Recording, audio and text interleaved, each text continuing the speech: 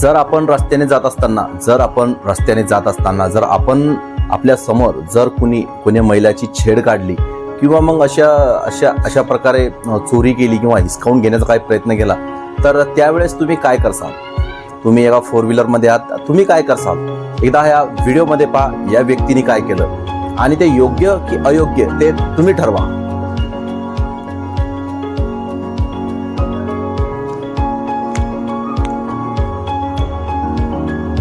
या व्यक्तीने त्या महिलेची मदत करण्याचा प्रयत्न केला, पण याची जी स्टाईल आहे किंवा याची जी युक्ती आहे ती वेगळ्या प्रकारची.